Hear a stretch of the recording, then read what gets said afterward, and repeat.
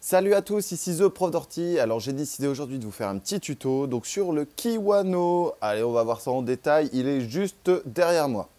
Mais tout d'abord, tu peux faire un like et tu peux partager la vidéo. Allez go, c'est parti, à toi de jouer.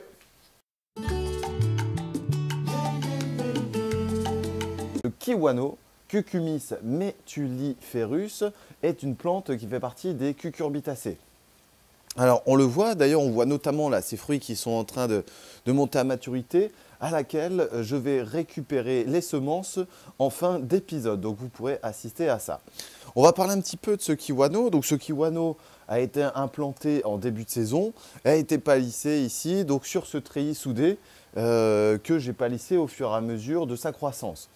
Donc là, ici, on peut observer 1, 2, 3, 4, 5, 6, 7, 8, une dizaine de petits fruits. Mais il faut savoir qu'en cours de route, en cours d'année de production, j'ai récupéré quasiment déjà une petite vingtaine de fruits sur ce même pied de kiwano. Voici ici un kiwano qui arrive à maturité. Alors ce kiwano fait environ 200 grammes. Donc ici, la couleur nous indique qu'il est quasiment à maturité, alors qu'ici, on a un kiwano qui est en train de se développer et qui terminera sa croissance pour septembre et octobre. Donc ce que je vais faire, je vais récupérer tout simplement ces 3 kiwanos là, qui sont présents ici, afin de garder les réserves et en même temps, j'en profiterai pour les consommer. Kiwano, c'est pas très compliqué, c'est une croissance quasiment de 100 à 130 jours. Donc le kiwano, comme je vous le disais, c'est une croissance de 100 à 130 jours et vous allez pouvoir, une fois cueillis à maturité, les conserver quasiment entre 3 et 6 mois pour les consommer à partir de janvier, février et voire même jusque mars si vous avez les bonnes conditions requises pour la conservation.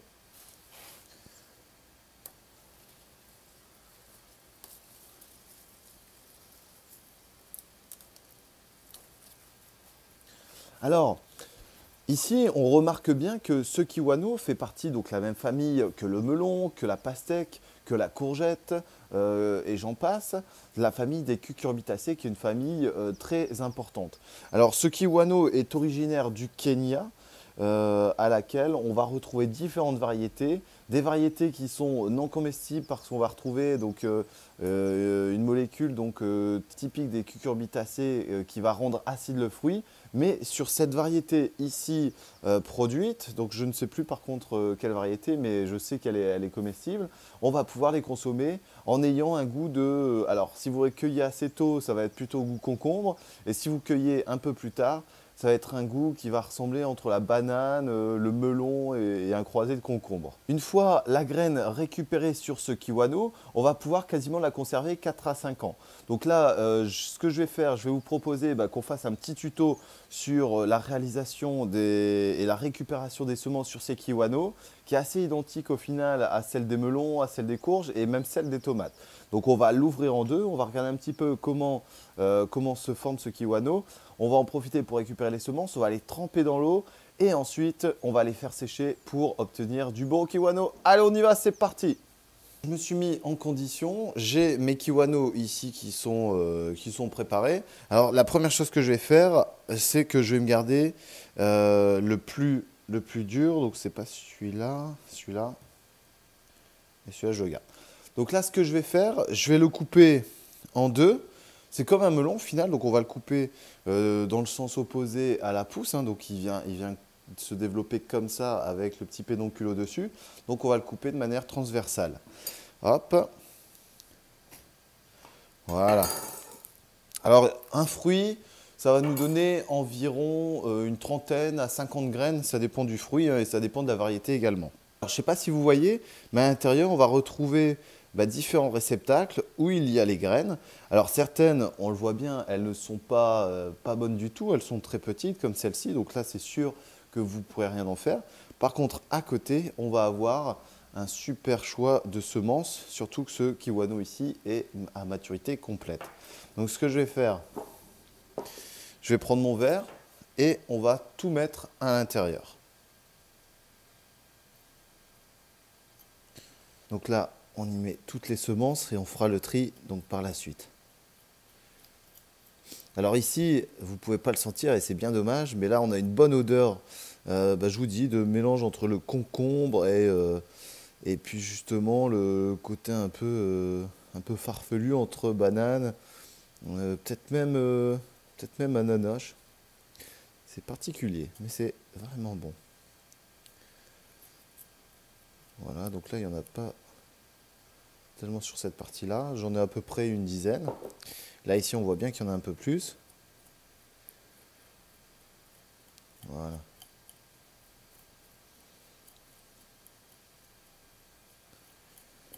Hop. Sacré kiwano, j'aime beaucoup. Donc là, je vais terminer la partie de mon kiwano et ensuite, je vais vous expliquer comment faire pour finaliser la récupération des semences du kiwano.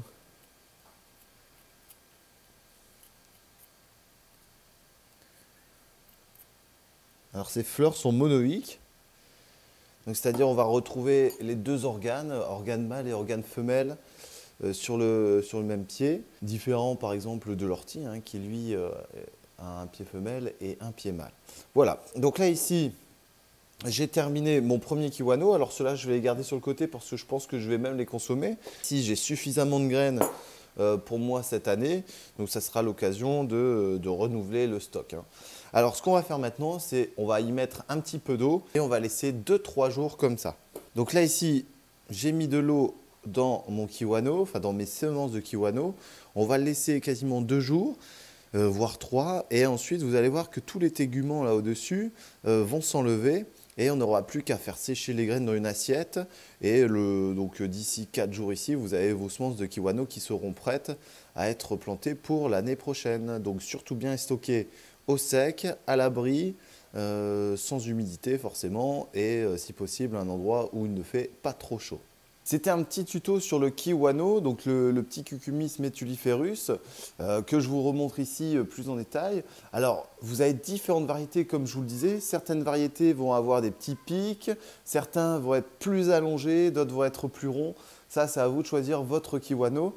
On fait un semis courant avril pour éviter justement les gelées tardifs, sauf si vous avez une serre où vous pouvez déjà commencer un petit peu plus tôt. Mais voilà, n'ayez pas peur, ce kiwano, donc ça reste un super produit, ça reste un super cucurbitacé. Je vous le conseille et n'hésitez pas, vous voyez, il n'y a aucune difficulté à réaliser des semis et à réaliser de la récupération de semences sur le kiwano. Merci encore pour tout, n'hésitez pas à liker, à partager et à très bientôt les amis. C'était The Prof d'Ortie, salut!